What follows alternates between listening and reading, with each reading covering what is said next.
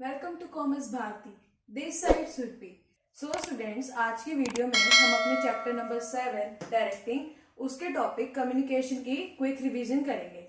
तो चलिए स्टार्ट करते हैं। सबसे पहले कम्युनिकेशन के मीनिंग से। तो कम्युनिकेशन का क्या मतलब होता है? कम्युनिकेशन क्या है? एक प्रोसेस है जिसके अंदर क्या होता है कि 2 और मोर पर्संस क्या करते हैं, एक्सचेंज करते हैं अपनी आइडियाज, अपनी फीलिंग्स, अपनी थॉट्स को क्या करते हैं, वो आपस में एक्सचेंज करते हैं ताकि उनके अंदर एक कॉमन अंडरस्टैंडिंग क्रिएट हो सके। तो जहां पर भी exchange of ideas, thoughts, feeling होता है, वहां पे क्या होता है? कम्युनिकेशन होता है। तो communication is that process in which 2 or more person exchange their ideas, thoughts, feelings in order to create a common understanding. तो ये था कम्युनिकेशन का मीनिंग। अब हम देखते हैं कि कम्युनिकेशन का प्रोसेस किस तरह से होता है। इसके अंदर फर्स्ट स्टेप हमारे पास क्या है? सेंडर। अब कम्युनिकेट करने के लिए सबसे पहले तो कोई सेंडर होगा जो कोई ना कोई मैसेज सेंड करना चाहता होगा।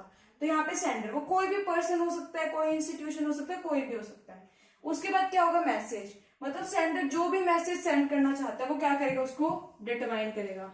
वो किसी के आइडियाज, थॉट्स, फीलिंग्स कुछ भी हो सकता है। फिर उसके बाद उस मैसेज को क्या किया जाएगा? एनकोड किया जाएगा। एनकोड का क्या मतलब है? यहाँ पे एनकोड का मतलब है कि जो भी मैसेज है उसको कन्वर्ट किया जाएगा इस लैंग्वेज में, कन्वर्ट करेंगे कम्युनिकेशन सिंबल्स के अंदर, ताकि जो रिसीवर है उस मैसेज को अच्छी तरह से अंडरस्टैंड कर पाए। तो यहाँ पे एनकोडिंग के अंदर क्या हो जाएगा? मैसेज को क्या कर दिया जाएगा? कन्वर्ट कर दिया जाएगा अंडरस्टैंडेबल फॉर्म में। उसके बाद क्या होगा? मीडिया। मीडिया को हम बोल सकते हैं कि किस पाथ या किस चैनल या किस मीडियम के थ्रू जो है हमारा मैसेज कन्वे हो रहा है। तो यहाँ पे मीडिया के बाद फिर क्या होगा? उसका डिकोडिंग। तो मीडिया के थ्रू जब हमने मैसेज को भेज दिया तो अब उसकी क्या होगी? डिकोडिंग। डिकोडिंग का क्या मतलब है? यहाँ पे हमने एनकोडिंग करी थी कि मैसेज को इस फॉर्म में कन्वर्ट करा था ताकि रिसीवर उसको समझ पाए। अब यहाँ पे रिसीवर जो है उस मैसेज को कन्वर्ट करेगा जिस लैंग्वेज के अंदर वो उसको इजीली अंडरस्टैंड कर सकता है। डिकोडिंग का मतलब ये है कि जो ये उसके पास एनकोडेड मैसेज आया था ये उसको क्या करेगा? कन्वर्ट करेगा ताकि वो उसको इजीली अंडरस्टैंड कर पाए। इन दोनों के अंदर ही मैसेज का कन्वर्जन होता है, लेकिन यहाँ पे सेंडर के पॉइंट ऑफ व्यू से होता है, यहाँ पे रिसीवर के पॉइंट ऑफ व्यू से होता है। फिर डिकोड करने के बाद रिसीवर को मैसेज रिसीव हो जाएगा, तो उसके बाद वो अपने सेंडर को क्या देगा? फीडबैक देगा कि उसको ये मैसेज रिसीव हो गया है और उस मैसेज के अंदर जो भी काम था या जो भी थॉट्स, फीलिंग, आइडियाज जो भी थे उसको उसने अच्छे से रिसीव कर लिया है। तो ये होता है एक कम्युनिकेशन का प्रोसेस। लेकिन यहाँ पे नॉइस भी इंक्लूड होती है। नॉइस कैसे इंक्लूड होती है कि अब मान लेते हैं कि यहाँ पे कम्युनिकेशन जो है टेलीफोन के थ्रू हो रही है। तो टेलीफोनिकली जब सेंडर रिसीवर से बात कर रहा है तो हो सकता है कि बैकग्राउंड के अंदर बहुत ज्यादा नॉइस हो। तो नॉइस क्या करती है? एज अ हिंड्रेंस वर्क करती है। हिंड्रेंस का मतलब होता है बाधा। अब नॉइस क्या करती है? जो कम्युनिकेशन प्रोसेस है उसके अंदर बाधा डालते हैं। क्यों? क्योंकि अगर टेलीफोनिकली अगर कोई चीज कम्युनिकेट हो रही है और उसमें बहुत ज्यादा नॉइस है तो रिसीवर जो है सेंडर का मैसेज अच्छे से रिसीव ही नहीं कर पाएगा, तो उनके अंदर इफेक्टिव कम्युनिकेशन नहीं होगा। तो नॉइस को हम कह सकते हैं हिंड्रेंस है किसमें? इफेक्टिव कम्युनिकेशन में। तो ये था हमारा कम्युनिकेशन का प्रोसेस। अब हम बात करते हैं कम्युनिकेशन की इंपॉर्टेंस के बारे में कि कम्युनिकेशन कहाँ कहाँ पे इंपॉर्टेंट है। फर्स्ट है कोऑर्डिनेशन। कम्युनिकेशन है वो ऑर्गेनाइजेशन के अंदर कोऑर्डिनेशन को एस्टैब्लिश करती है। कैसे? कि कोई भी सुपीरियर है, जब तक वो अपने सबऑर्डिनेट को कम्युनिकेट ही नहीं करेगा कि उस सबऑर्डिनेट को क्या काम करना है, तो उनके बीच में कोई भी वर्किंग रिलेशनशिप एस्टैब्लिश ही नहीं हो पाएगा। तो यहाँ पे कम्युनिकेशन के थ्रू जो है सुपीरियर और सबऑर्डिनेट्स या फिर जितने भी एम्प्लॉयज हैं उनके बीच में कोऑर्डिनेशन सेट किया जाता है ताकि वो एक दूसरे के साथ कम्युनिकेट करके ऑर्गेनाइजेशन के गोल को अचीव करने में हेल्प करें। सेकेंड हमारे पास है स्मूथ वर्किंग। स्मूथ वर्किंग का क्या मतलब है? हमने पढ़ा कि वो कोऑर्डिनेशन में हेल्प करता है कम्युनिकेशन, वो स्मूथ वर्किंग में भी हेल्प करता है। क्योंकि अगर ऑर्गेनाइजेशन के अंदर एम्प्लॉयज बहुत इजीली एक दूसरे के साथ कम्युनिकेट कर पा रहे हैं तो उनके बीच में कॉन्फ्लिक्ट्स नहीं होंगे और उससे क्या होगी? ऑर्गेनाइजेशन की स्मूथ रनिंग होगी। थर्ड है हमारे पास बेसिस फॉर डिसीजन मेकिंग। अब बेसिस फॉर डिसीजन मेकिंग का क्या मतलब है कि अगर ऑर्गेनाइजेशन के अंदर कोई भी डिसीजन लिया जा रहा है तो सबसे पहले उसके अंदर जितने भी हमारे एम्प्लॉयज हैं उनके इनिशिएटिव भी दिए जाते हैं, जितने भी डिपार्टमेंट हेड्स हैं उनके इनिशिएटिव दिए जाते हैं। तो यहाँ पे वो इनिशिएटिव किस तरह से लिए जा सकते हैं? वो इनिशिएटिव लिए जा सकते हैं सिर्फ कम्युनिकेशन के थ्रू। तो अगर उनके बीच में कम्युनिकेशन होगा तो ऑर्गेनाइजेशन के अंदर जो डिसीजन मेकिंग है वो भी बहुत अच्छे से हो पाएगी। तो ये क्या है? बेसिस है किसके लिए? डिसीजन मेकिंग के लिए। फोर्थ है हमारे पास मैनेजरियल एफिशिएंसी। मैनेजरियल एफिशिएंसी का क्या मतलब है? मैनेजरियल एफिशिएंसी का क्या मतलब है? अभी हमने इसकी इंपॉर्टेंस में पढ़ा कि कम्युनिकेशन क्या करता है?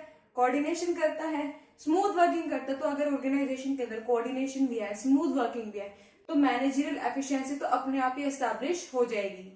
फिफ्थ है हमारे पास इफेक्टिव लीडरशिप। अब लीडरशिप के बारे में हम ऑलरेडी डिस्कस कर चुके हैं कि इसके अंदर एक पर्सन जो है बाकी सभी पर्सन्स को अपने बिहेवियर से इन्फ्लुएंस करता है।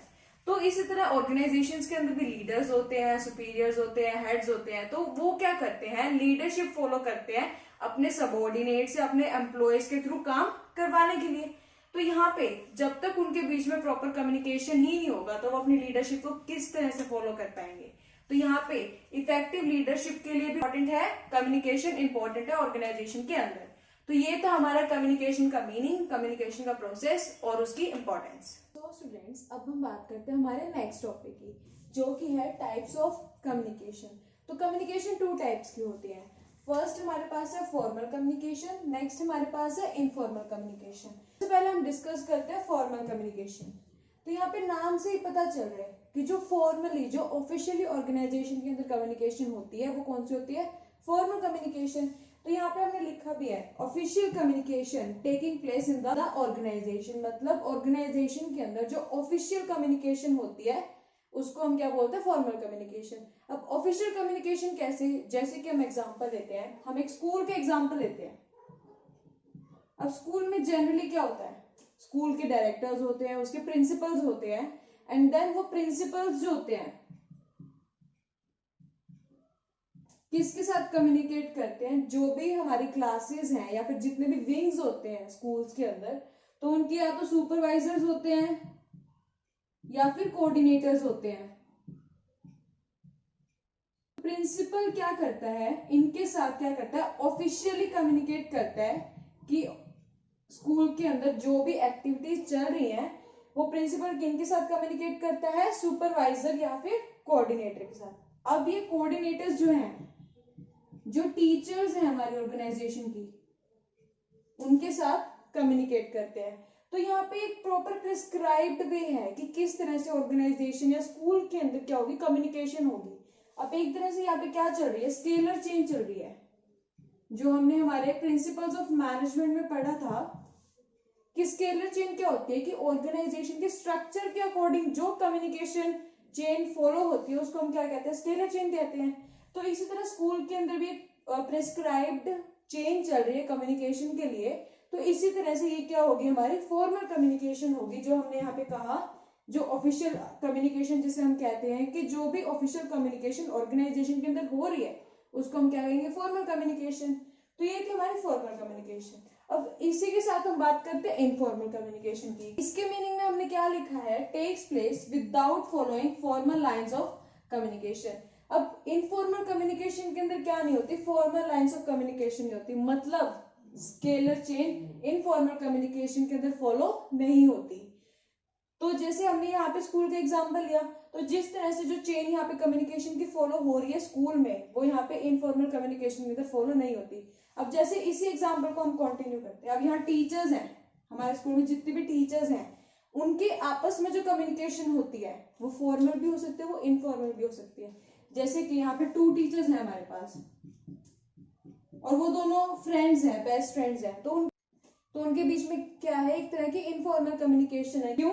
क्योंकि वो कोई formal line of communication follow नहीं कर रहे, तो वो अपने पर्सनल नीड्स और सोशल नीड्स को फुलफिल करने के लिए कम्युनिकेशन कर रहे हैं।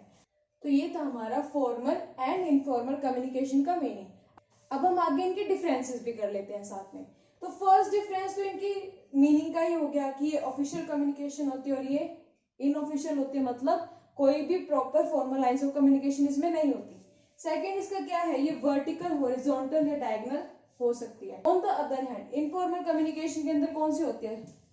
सभी डायरेक्शंस के अंदर फॉलो होती है। जो ये इनफॉर्मल कम्युनिकेशन है ये किसी भी डायरेक्शन के अंदर फॉलो हो सकती है, इसकी कोई स्पेसिफाइड डायरेक्शन नहीं है। नेक्स्ट हमारे पास क्या है, रिलायबल।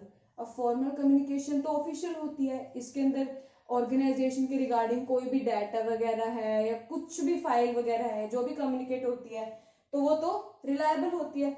जबकि यहाँ पे इनफॉर्मल कम्युनिकेशन क्या है, लेस रिलायबल है। इनफॉर्मल ऑर्गेनाइजेशन के अंदर र्यूमर स्प्रेड होते हैं ऑर्गेनाइजेशन के अंदर, जो ऑर्गेनाइजेशन के लिए एक डिसएडवांटेज भी बन सकता है।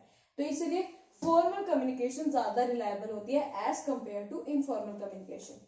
नेक्स्ट है अचीविंग ऑर्गेनाइजेशनल नीड्स। अब फॉर्मल कम्युनिकेशन की होती है ऑर्गेनाइजेशन की नीड्स को फुलफिल करने के लिए। On the other hand informal communication की होती है पर्सनल नीड्स या फिर सोशल नीड्स को फुलफिल करने के लिए होती है। नेक्स्ट है हमारे पास स्लो मीन्स ऑफ कम्युनिकेशन। अब स्लो मीन्स क्यों है फॉर्मल कम्युनिकेशन, क्योंकि उसके अंदर क्या होती है, बहुत लंबी चौड़ी चेन होती है कम्युनिकेशन की, from higher level to lower level and vice versa.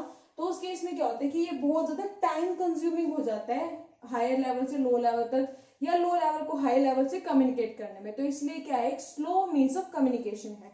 On the other hand हमारे पास क्या है, इनफॉर्मल कम्युनिकेशन। ये क्या है, फास्ट मीन्स ऑफ कम्युनिकेशन है। क्यों, क्योंकि इसके अंदर कोई प्रिस्क्राइब्ड पाथ नहीं है कम्युनिकेट करने का। तो इनफॉर्मल कम्युनिकेशन के अंदर टाइम नहीं लगता, इस वजह से क्या है, ये फास्ट मीन्स ऑफ कम्युनिकेशन है।